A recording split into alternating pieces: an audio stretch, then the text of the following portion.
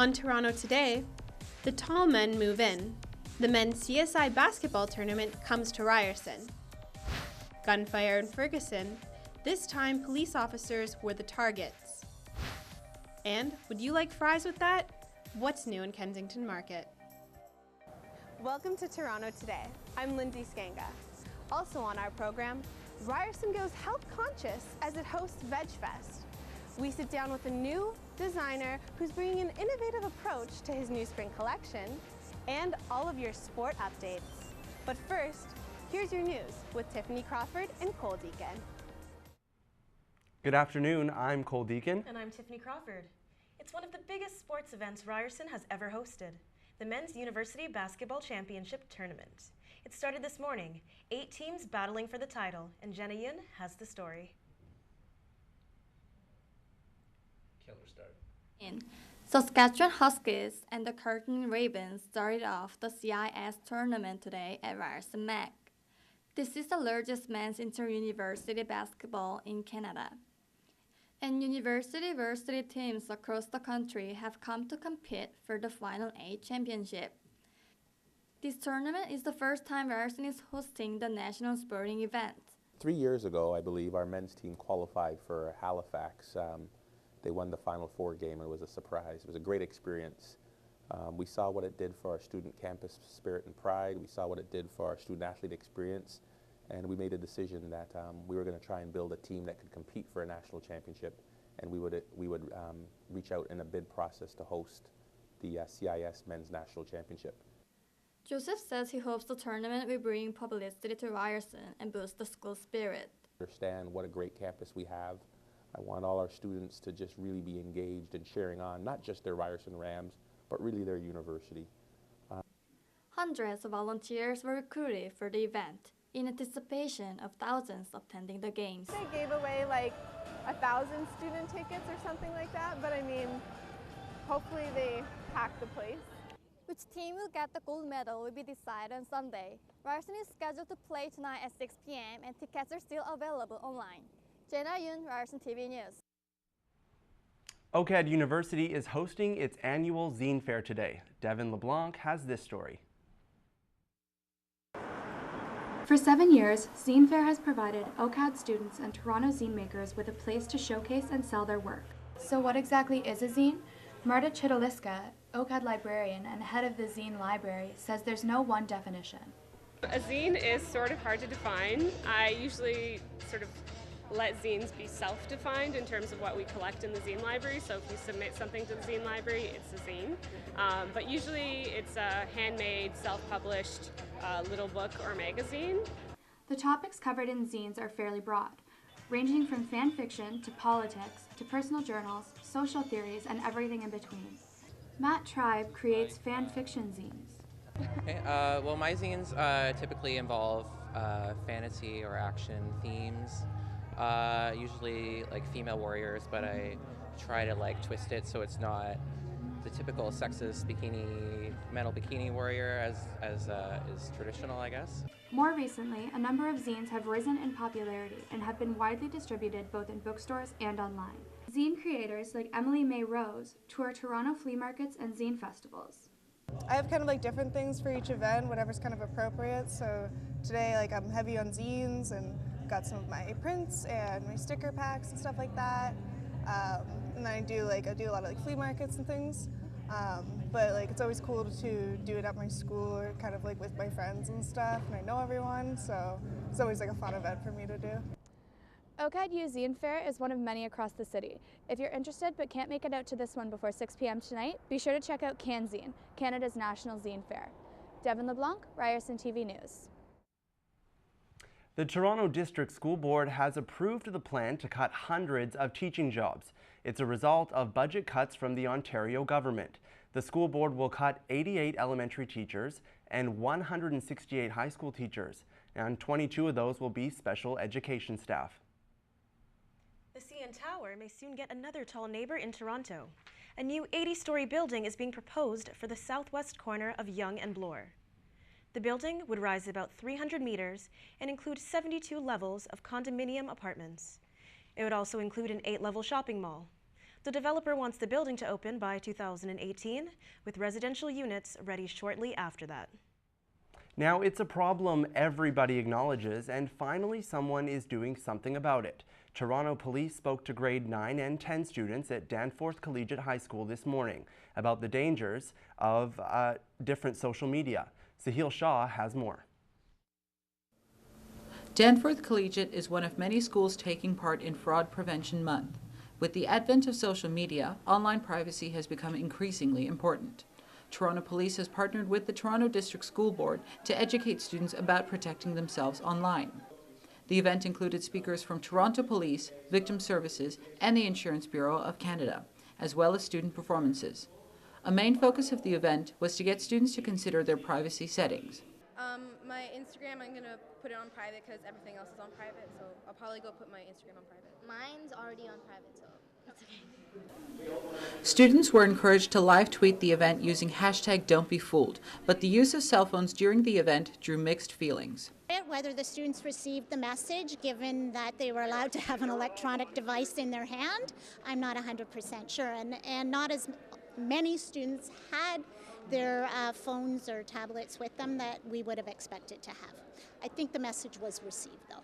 However, Toronto Police Detective Gail Regan says interactive learning is essential. Definitely. Interactive is the way.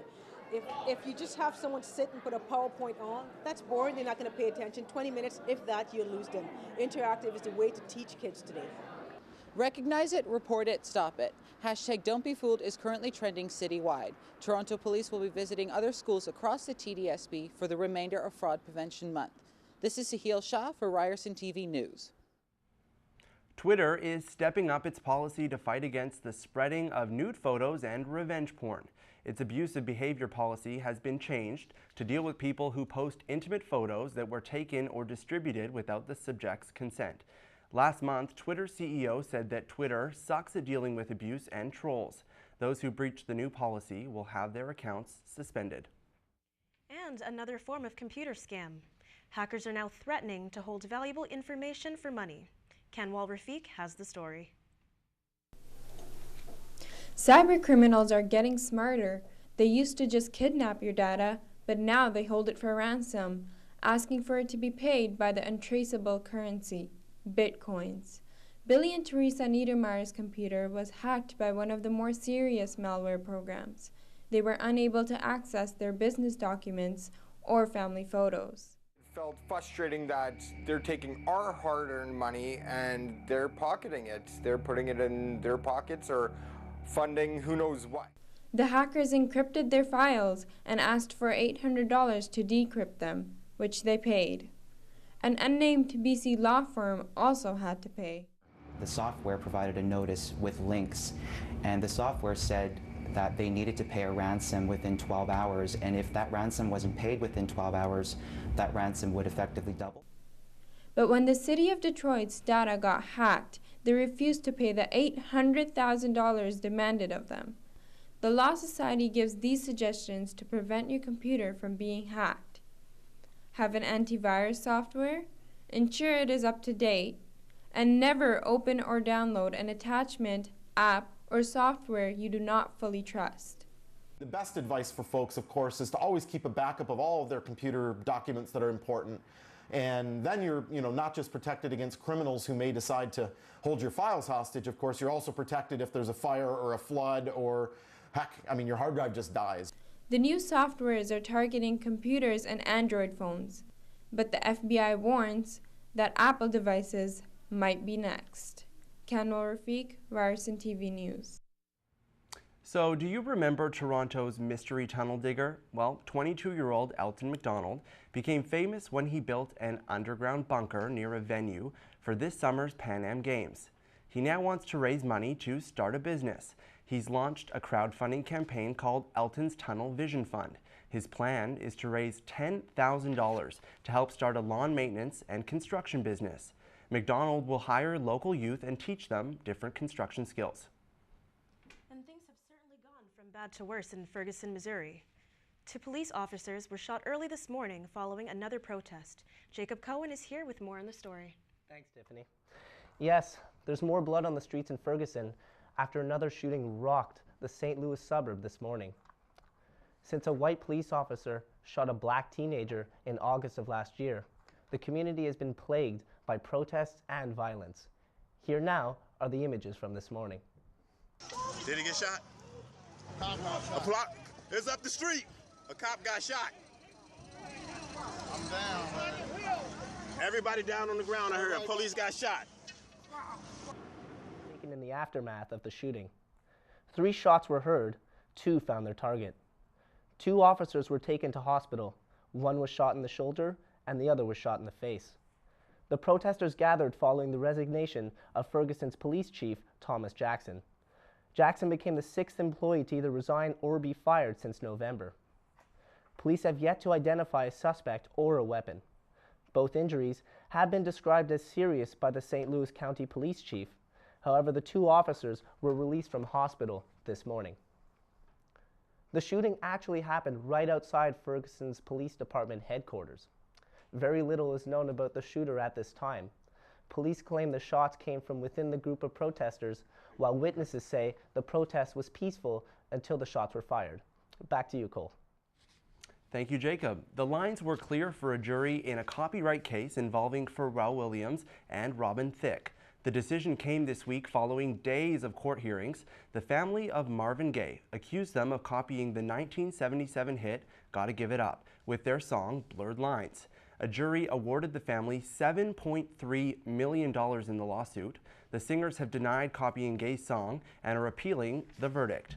Blurred Lines, released in 2013, has earned Thicke and Williams over $10 million to date. A strange accident has killed a Canadian woman in Mexico. A gray whale jumped aboard a Mexican tourist boat. The woman, a 35-year-old from Calgary, fell into the water and died later in hospital. 2 others were injured. We don't yet know the woman's name. The Prime Minister has made waves again by talking about women who wear the niqab. There has been reaction both in the House of Commons and among Muslims. Alex Heck has the story. The Prime Minister wasn't afraid to tell the House of Commons what he thought about the niqab.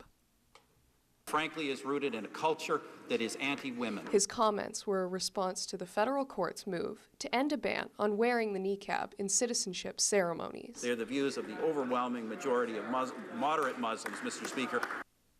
However, opposition leader Justin Trudeau begged to differ. Can he please explain to Canada's 500,000 Muslim women why he said their chosen faith is anti-women?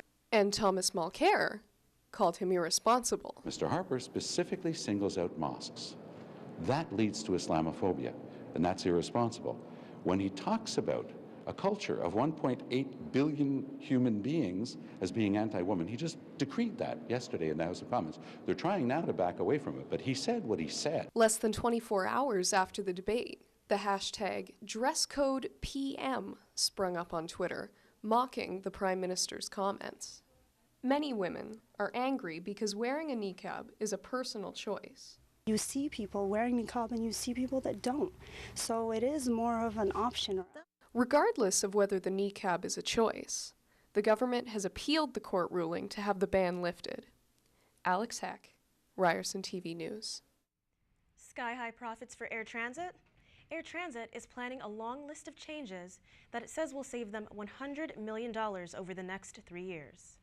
Some of the changes include service fees for baggage and paying to book so-called preferred seating. It also plans to introduce new destinations in Europe starting this summer. It almost sounds impossible, tweeting your own death, but Terry Pratchett did it. Pratchett was one of the best-selling authors of the Discworld series. He died this morning of Alzheimer's at the age of 66. His last tweet was just 6 characters, the end. That was about an hour before he died. And students are vegging out on campus today. Kathleen O'Toole has the story. Students lined up today on campus for Ryerson's first Veg Fest. The Vegetarian Education Student Group planned the event to showcase local vegan vendors to students. Over 30 vendors set up booths for the event, displaying everything from chips to all-natural beauty products. Members of eco-friendly initiatives also showed up to the event. Lucas Soloway from the Association for the Protection of Fur-Bearing Animals came to educate students on animal cruelty. Trapping animals, especially coyotes, for their fur is extremely cruel and has no place in 2015. Other vendors came out to offer samples of their products to students. Cristina Valenzuela makes ready-made healthy meals. Nutrition is more healthy, is of course GMO free, and it's everything about health, you know, that's the future. Lots of students came by to check out what the vendors had to offer. Students Victoria and Lauren came to VegFest to find out more about going green. We're just learning about the new vegan stuff on campus and what some companies have to offer. It's good for all of us to stay healthy and keep progressing to be healthier every day. So I think it's really important that companies do this to look out for all of us. VegFest was an opportunity for students to have fun, have a snack, and share their love of veggies. VegFest saw a pretty good turnout today, and it will be on until 5 p.m. tonight. The organizers are hoping to make it an annual event. I'm Kathleen O'Toole for Ryerson TV News.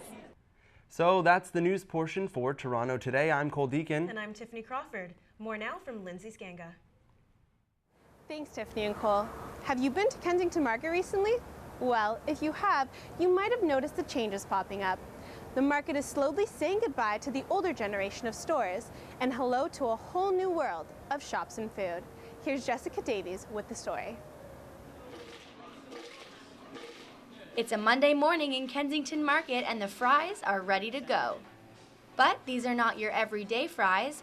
Move Frites is a new takeout spot and there's only one thing on the menu: Belgium-style frites. The process is quite an intense one. The frites are high-starch potatoes that are hand-cut into thick strips. Then they're blanched, deep-fried, and frozen overnight before serving the next day. They're then topped with salt, and you can choose from 18 different dipping sauces. You can also request specialty toppings like seaweed and kimchi. For an extra $1, your frites can be deep-fried in beef fat. This style of frite is what inspired the shop's name. Ambrose Lee is the owner. He draws inspiration from the frites he ate while traveling through Europe. Then he brought the idea back to Canada. I was craving for it. I was actually craving for the Belgian frites itself, and that's when I started looking into it. And for me, I think Toronto lacks something like this, lacks some good fries. Frites are Lee's life, and his love for his work is obvious. His mission right now is to make the best frites in the city while keeping his customers and staff happy. New frites definitely changed me. The fries, the texture, the taste, it's different from any other fries that I've ever tasted before. Lee's new restaurant stands out next to the older shops around him. You can see the difference just by walking through Kensington Market. Yu is also a third-year OCAD student. She likes that the area is becoming more artistic. I think like a lot of different shops are incorporating art into their marketing scheme. It's definitely a very cool, new, hip influence. Certainly generating towards marketing for younger students, university students. Modern restaurants such as Move Frites have been making their way into Kensington over the past few years. But business owners that have been here for a long time have something to say about the change. Jack Karuska is the owner of Harry David Limited. The hardware store has been in Kensington since 1957. Karuska doesn't think this market is what it used to be. Kensington Market has changed a lot. It used to be a real market and now it's completely different. Christina Laffey spends a lot of time at the market. She thinks it's important to remember why it was created. These are actual people's lives and their sustainability, and their way of life is a marketplace. And I think having that divide will really, it impacts the people that are part of a market and that are part of Toronto. Kensington is a really historical landmark, and it really was a cultural thing in the beginning, and now I think it might be more of a trend. The same month Move Frites opened, one of Kensington's oldest discount stores closed down. These stores are what made this market a historical landmark unique to Toronto. But with the modern changes, it's beginning to fit in with the rest of the city. The outdoor appearance of the new shops and restaurants are a perfect example of what Kensington has become. This is affecting customers who used to come here to experience the unique culture. I do agree that Kensington is changing. I think over the past couple of years, it's become more of a commodity, and big box stores are moving not necessarily into Kensington but around, which are pushing the natural small businesses that what is making Kensington up. So I think it really pushes the cultural identity of a marketplace aside. The market is now a place for new businesses to make a name for themselves. It's places like Moo Frites who are doing just that. They are changing the face of the market slowly by introducing new food trends and fads. You wouldn't expect these stores to be in the market, but they are necessary in order to keep it alive. The business itself fits in to, the whole concept fits into the market perfectly well. That's why I chose the market itself. Luckily for Lee, his neighbors have welcomed him into the area. And in return, Kensington has seen some fresh faces because of his frites. Jessica Davies, Ryerson TV News. Thanks, Jessica. The Ryerson Revolution series profiles new and upcoming designers with a focus in eco-fashion. Alec Hildebrand is one of those designers. Here's Jacqueline Tucci with more. Thanks, Lindsay. So you had previously worked as an organizer for Revolution series, but now you're actually coming back as a designer. So how did that kind of come about? The first time I did Revolution, I realized that I didn't really like organizing it, but I did like the design aspect to it. So this year, someone else volunteered to run it. I was like, hell yeah, I'm gonna get my stuff in there, show the ideas that I had that are swarming around in my head, and get some like exposure for it as well. So a big thing for you in your designs is sort of merging the aesthetic but also environmental sustainability. Why is that so important to you? I think for the sustainable portion, the main thing is it's like a morality issue for me. How do I feel okay with taking from the earth that gave me life but not giving back to it? It's just like it's like a form of abuse, so to speak. And then the aesthetic portion of it, why would anybody want to buy my garments if it doesn't look good? If it doesn't feel good, if it isn't profitable or cheap for them to buy. You actually grew your own plants to create your own fabrics. How did you do that, and do you actually use the fabrics in the designs? So it's not actually from plants that I grew this from. It's from kombucha. So it's like fermented tea that uses yeast and bacteria. And they consume the tea and the sugar in it, and then they produce like this mat on the surface that I can then dry, and it forms like a vegetable leather. For using it in like everyday stuff, it like as a dried substance, it'll absorb water at a very quick rate and then come back alive and then start to decompose on your body. So it's not really like the best for like like consumerism and stuff like that. It's more for like research into using more biosynthetics. So when you actually grew the fabrics, did you apply them to clothes and then you sort of found that, or did you know that going in? I knew going in. There was a TED Talks done by Suzanne Lee that I had actually watched, and then I like reproduced her results in an urban setting, as opposed to she had a like commercialized, like using huge bathtubs and getting like full on mats of this stuff. So you actually have also traveled to Haiti to sort of research fair trade practices in fashion. Mm-hmm. What was that experience like for you? It was very eye-opening, and I know that's a bit of a cliche to say, but going even just from the airport onwards to my hotel, you go through like the worst of the worst. You're going through 10 cities that looks like a movie. It looks like if you ever watched District 9, where it's just destroyed landscapes and people just in ruins. But they've been like this for like several years now, because there was the earthquake, and then before that there was a hurricane, and before that there was a dictatorship. So just that whole part was like very. How do you apply the lessons you learned there to coming back to Toronto and applying it to a Toronto fashion show and actually making things that work for consumers here? One of the main points for me going to Haiti was to see how production worked in both a sweatshop facility and also in a fair trade facility. After taking that view of production, now I can take that to my own designs and make them less complicated, make them easier and cheaper to sew, that then I can present to a factory and then be able to give sustainable clothing at a cheaper rate, but also still fair trade.